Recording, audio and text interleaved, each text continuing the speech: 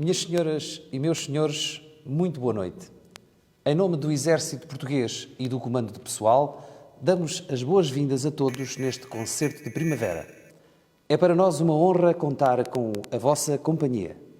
É com enorme prazer que a Banda do Exército, Destacamento do Porto, se encontra neste magnífico espaço do Quartel de Santo Ovídio para levar até vós a execução de uma criteriosa e variada seleção musical. Para abrir a nossa apresentação de hoje, vamos executar o tema Fanfare for the Common Man, do compositor norte-americano Aaron Copland. Esta obra, de 1942, foi usada em inúmeros eventos desportivos, em séries televisivas um pouco por todo o mundo e como fonte de inspiração para bandas sonoras de filmes, como, por exemplo, O Resgate do Soldado Ryan, de 1998. No Salão Nobre do Comando do Pessoal está já tudo a postos para o início deste magnífico concerto que preparamos para todos vós e que será dirigido sob a batuta do nosso maestro, Capitão Artur Cardoso. Bom concerto! Bom concerto!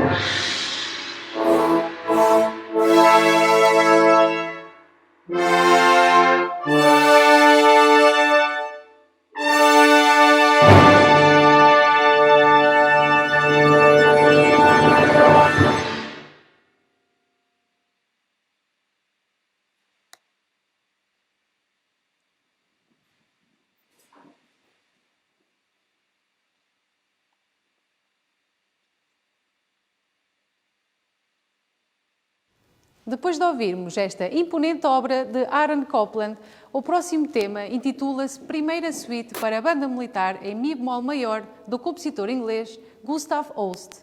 Filho de mãe inglesa e pai sueco, Gustav Theodor Holst nasceu em Cheltenham a 21 de setembro de 1874. Foi compositor, orquestrador e professor, tendo falecido a 25 de maio de 1934 em Londres. O seu estilo distinto de composição era o resultado de muitas influências, incluindo o revivalismo do folk inglês do início do século XX. À época, Holst concluíra que a música escrita para as bandas militares era escassa e desprovida de qualidade. As bandas de sopros tinham como repertório essencial as transcrições de obras sinfónicas, havendo pouco material de qualidade escrito especificamente para este tipo de formação. Uma das dificuldades era o facto dos agrupamentos serem constituídos com instrumentação variável, sendo que era recorrente os seus maestros prepararem arranjos adaptados à formação que dirigiam. As duas suítes para a banda de Gustav Holst contrariam esta tendência e são marcos essenciais na literatura histórica para a formação. A mais conhecida é esta primeira suíte para a banda militar e foi escrita em 1909. A obra possui 3 andamentos, cada um com o seu próprio caráter e forma. Não é evidente na partitura, mas Holst fez saber que a execução dos 3 andamentos deve ser feita sem paragens. O tema principal desta primeira suíte é baseado numa melodia de 8 compassos que se inicia no primeiro andamento e que é desenvolvida ao longo de toda a obra. Ficamos então com a primeira suíte para a banda militar em Mi bemol maior, com um arranjo para 8 elementos, 7 sopros e um percussionista do japonês Yasuhide Ito.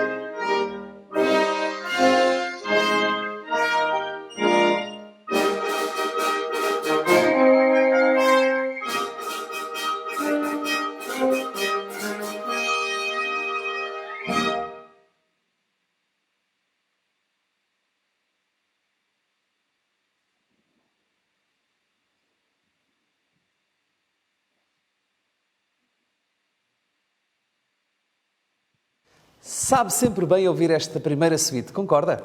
Sem dúvida, chefe. Muito bem.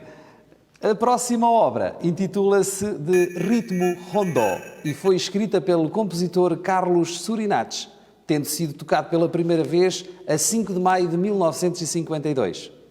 Carlos Surinats nasceu em Barcelona a 6 de março de 1915. Após uma fase de aprendizagem em Barcelona, Madrid e Berlim em 1950, emigrou para os Estados Unidos, na esperança de se tornar um compositor de sucesso.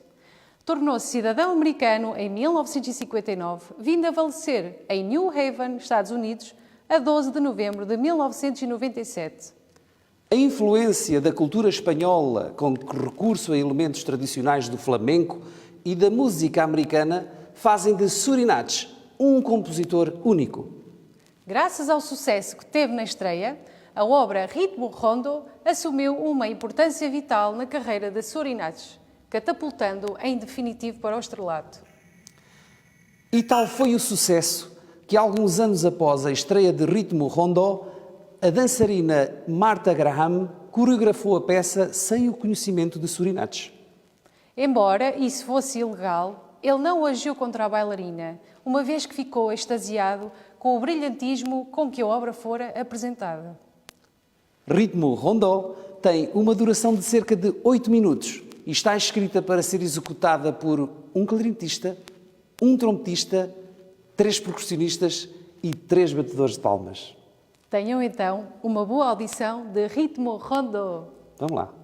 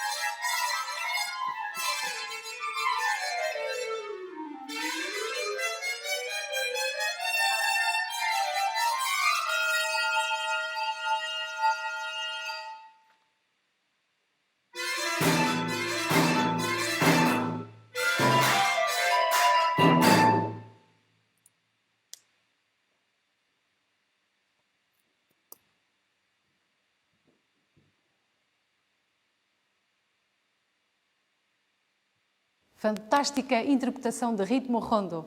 Realmente, tanta música que se pode fazer com palmas. Olé, até nos dá vontade de dançar flamengo. Por falar em dançar, já de seguida iremos recuar à época do Renascimento com uma suíte de danças retirada da coleção The Dancery, do compositor Tilman Susato. Tilman Susato foi um importante compositor e copista musical do século XVI. A sua origem e primeiros anos de vida são quase desconhecidos. O nome Susato pode inclusivamente estar ligado ao nome de uma cidade de Soest.